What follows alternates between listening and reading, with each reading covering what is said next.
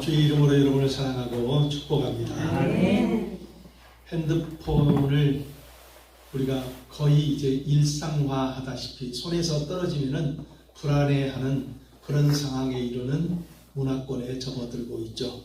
그런데 핸드폰에는 좋은 부분도 있겠지만은 우리를 좀 미련하게 멍청하게 만드는 그런 부분도 있는 것 같아요.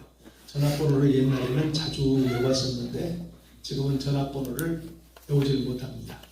그제 사모님하고 잠깐 아들 전화번호가 뭐였지? 막둥이 전화번호가 뭐였지? 끝번호는 우리하고 비슷하니까 알아요. 2637. 그런데 그 중간 번호가 생각이 안 나는 거예요. 핸드폰을 꺼내 보아야만 번호를 알 수 있는.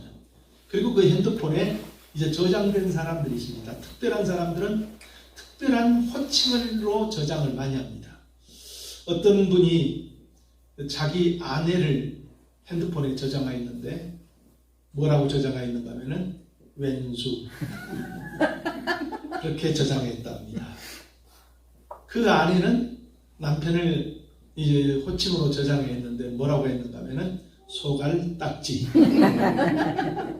이렇게 왼수로 바라보고 소갈딱지로 서로 바라보는 이들의 삶의 현장이 과연 어떨까요? 존중함이 없고 존경함이 없고 또 축복해주는 마음이 없는 이들의 삶의 현장 속에는 걸핏하면은 미움과 분노가 시기시기마다 일어나게 될 것입니다. 그리고 그것이 삶의 현장 속에 언어로 자연스럽게 뿌려져요. 그리고 그 뿌려진 언어의 씨앗들은 사람 마음에서도 자라기도 하지만 그 환경 속에 마치 독초처럼 잡초처럼 돋아나서 그들의 인생을 점령해 버릴 것입니다. 그리고 그들이 말하는 대로 그들이 바라보는 대로 이루어지게 됩니다. 우리가 살고 있는 가정을 행복한 가정으로 세우기 위해서 서로를 바라보는 눈이 바꿔져야 합니다. 내가 상대방을 바라보는 눈이 바꿔지지 않는 이상 현재의 그 수준을 계속 유지할 것입니다. 그러나 그 눈이 바뀌어지면 그 눈이 다르게 바라보기 시작하면 다르게 바라보는 수준만큼 그 삶의 환경 속에 변화가 일어납니다. 성경에 보면은 사라가 나와요. 사라는 아브라함을 뭐라고 칭했다고 그랬죠? 주라 칭했다고 말하고 있습니다. 그리고 순종을 했다고 말하고 있어요. 주라고 했고 그리고 그대로 또 순종을 했어요. 주라는 말은 무슨 뜻입니까? 주인이란 뜻도 있지만은 왕이나 통치자들을 부를 때에 주라고 불러요.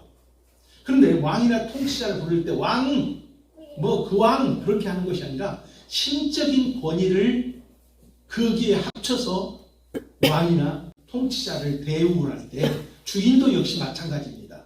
그런 가치관으로 부르는 것이 바로 주라는 뜻이에요. 그리고 사라는 아브라함에게 말만 그렇게 한 것이 아니라 순종을 했다고 그래요. 주라고 불러요. 그리고 또 순종을 그대로 해요. 이 설교를 들으면 이제 부담스러워질 수가 있습니다. 그렇죠? 우리는 그렇지 못한 부분이 많으니까. 그런데 사라가 처음부터 그랬냐는 거예요. 사라가 처음부터 성품이 온유하고 너그럽고 남편이 무슨 말만 해도 예, 당신 말이 옳습니다. 그런 성품을 타고났냐는 거예요. 성경을 살펴보면 그렇지 않다고 하는 결론이 나와요. 창세기에 보면은요, 사라가 아브라함을 쥐고 흔드는 그런 느낌이 드는 장면이 참 많이 나와요. 가나안 땅에 들어와서 신앙생활을 하는 아브라함에게 하나님께서 아들을 주시겠다고 하잖아요. 가나안 땅에서 아들을 줄 테니까 거기서 기다려. 그런데 그 약속 믿고 사라와 아브라함이 기다리는데 10년이 지나도 아무런 일들이 나타나지 않습니다. 그러자 사라가 나서서 하는 말이 무엇입니까? 창세기 16장에 보면 이렇게 말씀하고 있어요. 사라가 아브라함에게 이르되 여호와께서 내 출산을 허락하지 않으셨으니 원하건대 내 여종에게 들어가라. 내가 혹 그로 말미암아 자녀를 얻을까 하노라 하매 아브라함이 사라의 말을 들읍니다. 뭐라고 하는가 하면 사라가 하나님이 내 출산 허락하지 않았어. 그리고 이건 하나님의 뜻인 것 같아. 여종하고 같이 합방을 해가지고 아들을 낳아. 이거 하나님의 뜻이야 하면서 사라가 지금 이렇게 하고, 아브라함은 또 어떻게 합니까? 그것이 좋았던지 싫었던지 뭐냐면 사라의 말을 그대로 들었다고 말하고 있어요. 그런데 이렇게 시작한 이 사라의 작업이 문제가 생겨요. 아브라함의 첩으로 준 하갈이라는 여종이 아브라함과 동치마에서 곧바로 임신을 하게 됩니다. 그러자 사라를 멸시하였다고 말하고 있습니다. 그러자 사라가 아브라함에게 하는 말이 있습니다. 사레가 아브라함에게 이르되 내가 받는 모욕은 당신이 받아야 옳도다. 내가 나의 여종을 당신 품에 두었거든. 그가 자기 임신함을 알고 나를 멸시하니 당신과 나 사이에 여호와께서 판단하시기를 원하노라. 지금 이렇게 하고 있어요. 우리는 성경을 그렇게 깊이 생각하지 않으니까 그런가 보다 하는데, 문제를 해결하겠다고 나선 사람이 누구였어요? 사라예요. 그렇잖아요. 그것이 마치 하나님의 뜻이냐, 이건 하나님이 이렇게 원하시는 거야 하면서 앞장서서 일을 해요. 그런데 그렇게 나선 그 문제가 더 심각해져 버려요. 자기만 힘들어지고 자기만 손해보는 그런 상황이 돼버린 거예요. 자기가 문제를 해결한다고 나섰는데. 그러면은 정상적인 사람이라면 어떻게 해야 되죠? 내가 잘못했구나, 이건 내가 실수했구나, 아차 싶었구나, 그렇게 해야 되잖아요. 그런데 사라는 지금 누구를 원망하고 있어요? 아브라함을 원망하고 있어요. 누가 일을 만들었죠? 사라가 만들었어요.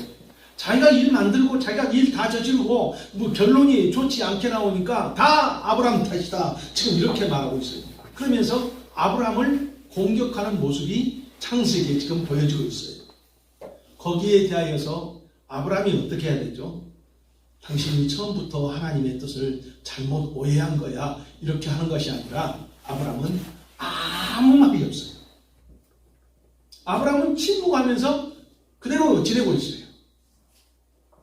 모든 주도권을 다 누가 가지고 있습니까? 사라가 가지고 있어요. 사라가. 마치 명령하듯이 말을 하고 있습니다. 사라가 아브라함에게 이르되 이렇게 말합니다. 이 이르되라는 말의 원어를 찾아보니까 말하다라는 뜻이 있지만 그 말 속에 숨겨져 있는 것이 명령하다, 선언하다, 이런 뜻이 있어요. 그러니까 사라가 말을 했던 것이 그냥 아브라함에게 의논을 제시하고 이거에 어떻습니까가 아니라 말을 했는데 명령하고 선언하는 그런 뉘앙스의 말을 했다는 거예요. 이럴 때 아브라함이 하는 일이 뭡니까? 이럴 때 아브라함이 하는 일이, 신앙인이라면 하나님 앞에 기도해보고 우리 결정합시다 해야 되는데, 성경에는 이렇게 나오고 있습니다. 아브라함이 사라의 말을 들으니라. 이 듣다는 말에는 순종이라는 단어가 들어있어요. 그러니까 사라가 주도권을 쥐고 있고 아브라함은 끌려가면서 순종하는 그런 모습이 지금 성경에 지금 보여지고 있는 거예요. 왜 이렇게 되었습니까?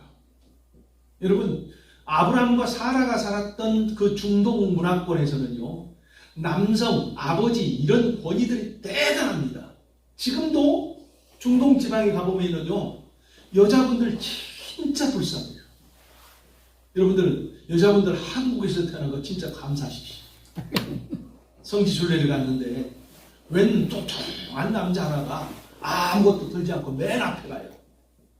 그 뒤에 아들들을 몇 명이 따라가고 딸들이 따라가고, 그 첫 번째 이제 그 자식들 뒤에 누가 따라오는가 하면은 아주 뚱뚱하고 듬직한 아주머니, 나이가 듬직한 아주머니 한 분이 핸드백을 하나 들고 따라옵니다. 그리고 그 뒤에 두 번째 여자가 있는데 진 가방을 좀 큰 가방 하나를 들고 따라갑니다. 세 번째 여자가 있는데 캐리어 두 개를 끌고 낑낑대고 따라갑니다. 우리 궁금하잖아요. 저게 무슨 그림일까? 선교사가 말합니다. 저 맨 앞에 그렇게 가시는 저분은 남편이고, 그 뒤에 따라가는 자식들, 빈손으로 가는 애들은 자식들이고, 첫 번째 핸드백 들고 의기양양히 가는 여자가 첫 번째 부인이고, 그리고 짐을 조금 든 여자가 두 번째 부인이고, 짐을 많이 든 여자가 세 번째 부인입니다. 돈만 있으면 얼마든지 더 여자를 얻을 수도 있다. 이런 문화권에 살아요. 여러분, 아니 그런 문화권이 지금까지도. 그런데 아브라함 시대는 어떻겠습니까? 그게 더 심했잖아요. 그런데 지금 아브라함이 사라에게 꼼짝을 못한 것 같아요. 왜 사라는 아브라함을 이렇게 대하느냐는 거예요. 아브라함의 가치를 그렇게 보았기 때문에. 내가 함부로 해도 되는 사람, 그런 가치밖에 안 되는 사람으로 보았기 때문에 그렇다는 거예요. 내가 명령할 수 있는 사람, 내가 내 의견대로 얼마든지 저 사람을 움직일 수 있는 사람. 그 이유가 사실 아브라함이 사라에게 약점 잡힌 부분이 있습니다. 부끄러운 꼴을 못 볼 그 모습을 몇 번 보여준 게 있어요. 남자답지 못하고 신앙인답지 못하고 초라한 민낯을 보여주었어요. 그렇기 때문에 함부로 대해도, 아내가 함부로 대해도 아브라함이 아무 말을 못해요. 나이가 들어가면 들어가서 그렇잖아요. 그런데 이제 이게 창세기의 모습이에요. 근데 베드로 전서에는요, 이것이 바뀌어져요. 이것이 바뀌어집니다. 사라가 아브라함을 주라칭하였다. 사라가 아브라함을 주라칭하였다고 하고, 그리고 순종했다고 합니다. 이전의 기록에는 사라가 중요해요. 그리고 아브라함이 사라에게 순종하는 것 같아요. 그런데 지금은 바뀌었어요. 아브라함에게 사라가 주라칭하고 순종을 하였다고 합니다. 말만 변한 것이 아니라 그 행동까지도 변한 거예요. 변화가 일어난 것입니다. 사라에게 변화가 일어난 거예요. 그러면 어떻게 해서 사라에게 이런 변화가 일어났느냐는 거예요. 어떻게 해서 사라가 그렇게 함부로 날뛰었던 사람이 이렇게 변화가 됐느냐는 거예요. 사라의 변화는 첫 번째로 하나님을 체험하였기 때문입니다. 신앙인들은 하나님을 인정하는 사람들이에요. 그렇죠, 여러분? 아멘. 하나님은 계시다. 아멘. 자, 그런데 그 하나님은 어떤 하나님이에요? 살아계신 하나님. 아멘. 우리 삶의 현장 속에 생생하게 살아계신 하나님. 그러나 우리가 느끼지 못하는 것은 뭐 때문이죠? 영이시기 때문에. 영이시기 때문에. 육을 갖고 있는, 육적인 관점을 갖고 있는, 육적인 눈을 갖고 있는 우리는 하나님을 느끼지 못합니다. 그런데 또 재미있는 게 있어요. 사람이 어떤 존재예요? 만물의 영장이라고 합니다. 다른 말로 한다면 짐승하고 달라요. 짐승한테 무슨 영장, 짐승이 영혼을 갖고 있다 그렇게 말을 하지 않아요. 자, 이게 뭐냐면은 사람에게 영혼이 있어요. 영혼. 영혼이 있단 말이에요. 그런 게 뭔가 하면요, 하나님의 영을 체험할 수 있는 감각 기관이 있다는 거예요. 그래서 예수를 믿으면 하나님께서 행해 주시는 일이 있습니다. 이 영혼을 살아나요. 이 영혼이 이제 점점 살아나서 느끼기 시작합니다. 그리고 하나님의 살아계심을 체험할 수가 있다는 거예요. 하나님을 체험하기 시작하면은, 살아계시는 것을 체험하기 시작하면 그때부터 달라집니다. 말이 달라지고 그의 소망이 달라집니다. 아멘. 그리고 이전부터 보았던 것을 다르게 보기 시작합니다. 왜 이렇게 되어집니까? 왜 이렇게 변화가 일어납니까? 여러분, 영이신 하나님을 우리가 영접하면, 영이신 하나님을 우리가 체험하기 시작하면요, 영적인 눈이 열려요. 영적인 감각기관에 영적인 눈이 열립니다. 뭐 이상한 걸 본다는 게 아니에요. 하나님이 생생히 막 보여주고 그런다는 것이 아니에요. 하나님은 어떤 사람이라도 하나님은 볼 수가 없어요. 자, 그런데 이 영적인 눈이 열려지는데, 하나님을 이제 이 영적인 눈으로 본다는 것이 뭔가 하면은 하나님의 눈으로 보려고 하는 새로운 가치관이 생겨나는 거예요. 아멘. 하나님을 생각하면서 살려고 하는 새로운 성품이 이제 마음속에 태동하기 시작하는 것입니다. 베드로 후서에 보면 이것을 신의 성품에 참여하는 자, 이렇게 말씀하고 있습니다. 아멘. 여러분, 사라가 함부로 대했던 남편을 주라칭할 정도로 높이기 시작합니다. 그런 이유가 다름이 아니라 그가 하나님을 체험했기 때문에. 하나님을 체험하자 그가 영적인 눈이 열리기 시작한 거예요. 하나님을 체험하면 체험할수록 그가 점점 더 세밀하게 영적인 눈이 열려지기 시작합니다. 그리고 하나님의 가치로 바라보기 시작하니까 자기가 무시하였던 아브라함이, 자기가 함부로 대했던 아브라함이 다르게 보이기 시작한 거예요. 그러니까 창조의 원리로 보기 시작한 거예요. 그냥 세상에 사는 세상의 방식으로가 아니라 성경의 원리, 하나님의 방법으로, 하나님의 원리로 바라보기 시작하니까 그 인생 가운데서 세상과 다른 새로운 질서가 세워지기 시작한 거예요. 아멘. 그래서 순종하는 자리까지 이르게 된 거예요. 아멘. 할렐루야. 아멘. 여러분, 우리가 믿는 하나님은 살아계십니다. 아멘. 그 하나님의 살아계심을 우리가 경험해야 됩니다. 아멘. 여러분, 하나님은, 예수 믿는 사람에게 하나님은요, 하나님의 살아계심을 다양한 통로로 경험되게 합니다. 특별히 예배나 기도 시간에 우리가 많이 느끼는 게 있죠. 마음의 평안함을 느끼기 시작하고, 마음의 위로를 느끼기 시작합니다. 마음이 감동이 돼요. 하나님 말씀 듣는데 감동이 오기 시작하고, 소원이 일어나기도 합니다. 찔려서 회개가 일어나기도 하고, 혼란한 마음이 사라지고, 마음이 편안해집니다. 감사와 찬양이 내 입에서 고백되기 시작합니다. 아멘. 이런 것들이 살아계신 하나님을 경험할 때 나타나는 일들입니다. 근데 우리 여기서 멈추지 말아야 돼요. 여기서 멈추면 안 됩니다. 더 깊은 하나님과의 만남을 추구해야 된다는 것을 믿으시기 바랍니다. 아멘. 시편 42편 1절에 보면은 이렇게 말씀합니다. 하나님이여, 사슴이 시냇물을 찾아 헤매이듯이, 사슴이 시냇물을 찾기에 갈급하듯이 내 영혼이 주를 찾기에 갈급하나이다. 목마른 사슴이 시냇물을 찾기 위해서 온 광야를 뛰어다니듯이 그렇게 우리가 주님을 찾기에 갈급한 인생이 되라는 거예요. 아멘. 여러분, 이 고백처럼 하나님을 만나기를 소원하시기 바랍니다. 아멘. 잠언 8장 17절에는 이렇게 말합니다. 나를 사랑하는 자들이 나의 사랑을 이루며 나를 간절히 찾는 자가 나를 만날 것입니다. 아멘. 여러분, 하나님을 사랑하면서 하나님 앞에 나가요. 그런 사람에게 하나님께서 어떻게 하신다고요? 하나님의 사랑을 부어주신다고요. 아멘. 하나님을 간절히 찾는 사람에게 하나님은 만나주신다는 거예요. 이런 은혜의 역사가 있게 되기를 주의 이름으로 축복합니다. 아멘. 사라가 변화가 일어납니다. 사라가 변화가 일어난 것은 두 번째로 하나님이 주신 권위를 보기 시작했기 때문입니다. 여러분, 권위란 말이 있어요. 권세란 말과 권위란 말. 권세란 뭔가 힘을 상징하지만 권위는 그냥 직분, 어떤 호칭을 이야기합니다. 자, 그런데 이 권위 속에 뭐가 들어있는가 하면 주권, 통치권이 들어있어요.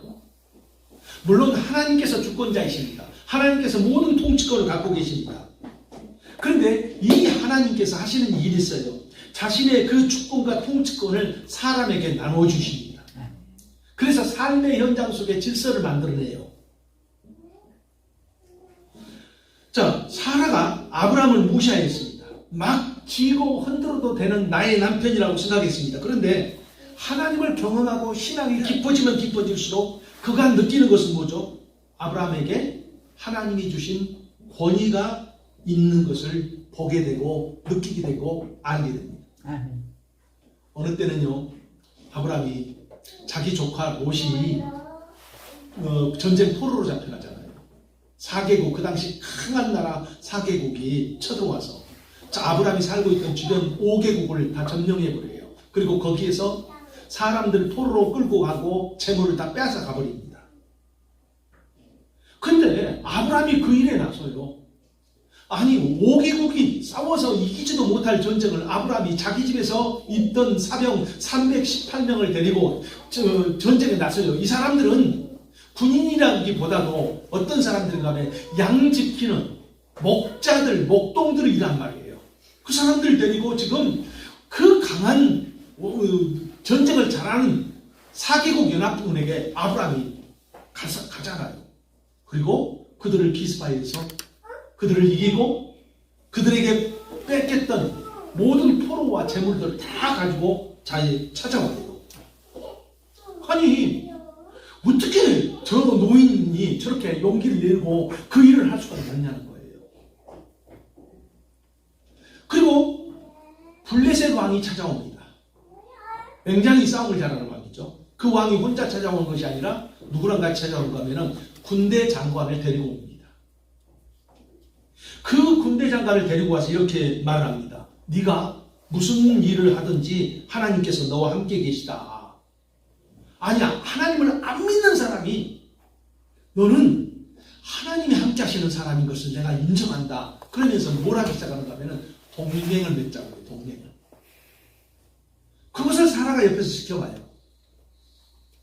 아니, 시간이 지나면 지날수록 아브라함은 점점 늙어가는데 사라가 그 아브라함을 지켜보면서 뭘 느끼기 시작하는가 하면은 그에게 있던 권위를 깨닫기 시작합니다. 느끼기 시작합니다. 그리고 무엇보다도 하나님께서 복을 주시는데 누구를 통해서 주시는가 하면은 아브라함을 통하여서 자기 집에게 복을 주시는 거예요. 그래서 사라가 뭘 깨닫기 시작합니까? 아브라함에게 이런 권위가 있구나 하면서 그 권위를 깨닫기 시작한 거예요. 그때부터 늙은 내 남편, 이제 내가 마음대로 할 수 있는 그런 내 남편으로 생각하는 것이 아니라 이제 내 집에 세워준 하나님의 사람으로 대하기 시작합니다. 그리고 불임녀였던, 자기 인생의 심각한 문제였던 불임녀였던 사라의 잉태와 출산이 일어나고 이런 고백을 합니다. 하나님이 나를 웃게 하시니 듣는 자가 다 나와 함께 웃으리로다. 나를 웃게 하신 하나님. 여러분, 사라가 어떤 사람이었습니까? 원망과 분노를 품고 있던 그가 이제 환하게 웃으면서 행복감을 드러내기 시작한 거예요. 그 비결이 뭐라고요? 하나님을 체험하고 그리고 하나님이 주신 권위를 순종하여서 생겨난 것이라는 거예요. 아멘. 우리가 살아가는 삶의 현장이 있습니다. 신앙인 우리가 해야 될 일 있죠. 절대적으로 해야 될 일. 그게 뭐죠? 어느 곳에 있든지 하나님을 인정하는 것. 아멘. 여러분, 여기 지금 우리가 모여있는 것, 하나님을 인정하면서 모여있습니다.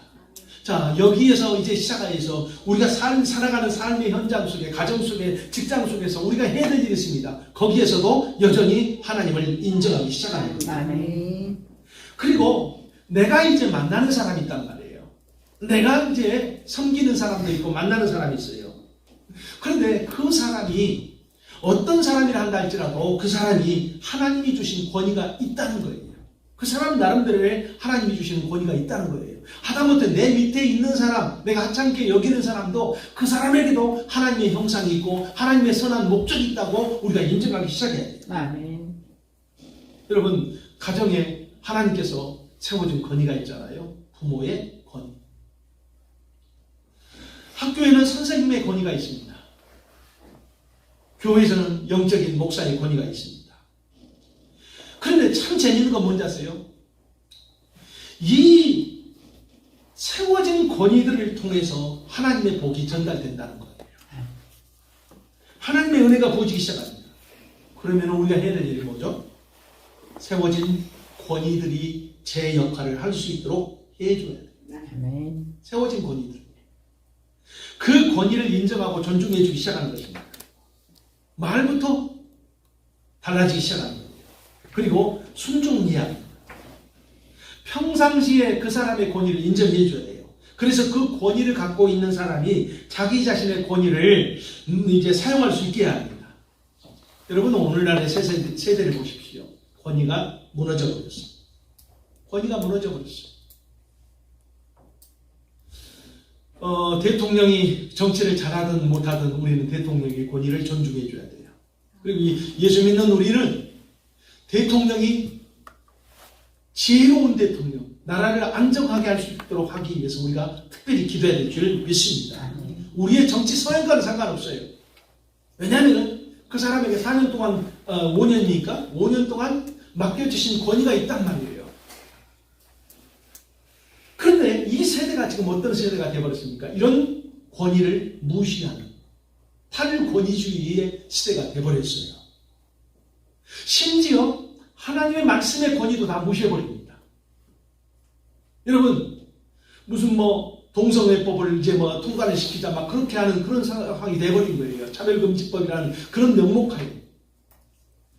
여러분, 시편 2편에 보면은요, 이제 열방이 소란스럽고 민족이 허사를 경영한다 이렇게 말하고 있습니다. 그게 뭐예요? 하나님을 대적하고 이제 예수 그리스도를 거절하는 그런 삶. 이런 상황 속에서 예수 믿는 우리가 해야 될 일이 있습니다. 성경 말씀을 통하여서 하나님이 내게 주신 권위들을 세우기 시작하고 그 권위들이 제대로 일할 수 있도록 하는 이 믿음이 회복되어야 될 줄 믿습니다. 아멘. 저는 이런 것을 꿈꿔봤어요. 가정에서 자녀들이 부모의 축복의 안수기도를 요청하는 거. 여러분 사실 보면은 주로 누가 축복 기도를 해주겠다고 합니까? 부모들이 해줄게 이렇게 하잖아요. 그런데 그게 아니라 자녀들이 부모에게 기도해 주십시오. 아버지, 어머니 기도해 주십시오. 저를 위해서 기도해 주십시오. 지금 제 머리에 손을 놓고 좀 기도를 해 주십시오. 이렇게 요청을 합니다. 아내가 남편에게 축복 기도를 받고서 힘을 얻고 이것이 참 자연스러운 가정의 문화가 돼야 돼요. 그런데 문제가 있어요. 이렇게 되었으면 참 좋겠죠. 근데 문제가 있어요. 그렇게 할 수가 없어요. 왜 그렇습니까? 그 사람이 신앙도 없어요. 그리고 신앙이 있는데 약해요. 내가 어떻게 그런 걸 하냐. 그리고 한 번도 안 해봤어요. 그런 걸. 이것이 우리의 현실이에요. 그렇잖아요. 그러면 이제 우리가 그런 신앙도 없고 신앙도 약하고 그런 신령들을 일으켜 세우기 시작하는 거예요. 그들을 위해서 기도하기 시작하고 그들에게 사라가 아브라함을 주라 칭하였던 것처럼 그런 존중이 여김부터 시작돼야 될 줄 믿습니다. 아멘. 여러분 이 땅에서 우리는 행복한 인생을 살아야 합니다. 이 행복한 인생을 살려면 복을 받아야 돼요. 복은 누구에게서 온다고요? 하나님에게서. 아멘. 하나님에게서. 하나님을 인정하고 하나님을 존중히 여기는 사람들. 자, 복은 하나님에게서부터 오는데 하나님께서 이 복을 누구를 통해서 전달하기 시작하는가 하면요. 내 위에 세워진 권위들을 통해서 하나님께서 전달해 주기 시작한다는 거예요. 아멘. 그러면은 이제 우리가 해야 될 일이 뭐죠? 하나님을 가까이 하고 하나님을 더 깊이 체험하고 그리고 내가 서 있는 이 장소 속에서 하나님이 나의 권위로 세워준 그 사람을 존중하고 그 권위자들을 통하여서 부어지는 하나님의 은혜와 복을 분명히 믿고서 하나님께서 내게 풍성히 채워줄 것이라고 이제 확신을 갖고 그 권위를 존중하는 이 행복한 인생이 되기를 주의 이름으로 축복합니다. 아멘. 기도하십시다. 하나님 아버지 감사드리옵고 감사드립니다. 사라의 변화처럼 우리에게도 그런 변화가 일어나게 하여 주옵소서. 하나님 아버지 우리가 손 윗사람을 대할 때에만 권위를 존중하는 것이 아니라 우리 옆에 서 있는 사람 그리고 우리 아래에 서 있는 사람들의 그 권위까지도 존중해 줄 줄 아는 그 사람이 하나님이 만들어주신 사람이고 하나님이 세워주신 사람이라 하면서 하나님을 그 사람의 삶 속에 인정할 수 있는 그런 지혜로운 마음들이 우리에게 있게 하여 주옵소서. 오늘 이 자리에 나온 모든 신령들이 하나님의 거룩한 질서에 아버지 동참하게 하여 주시고 그래서 아버지 하나님이시여 주님이 주시는 그 은혜 그리고 그 하나님의 권위를 높여주시는 사람에게 아버지 하나님이시여 진정 하나님이 높여주시는 그 축복의 틀 안에 서게 하여 주옵소서. 예수 이름으로 감사하며 기도드리옵나이다. 아멘.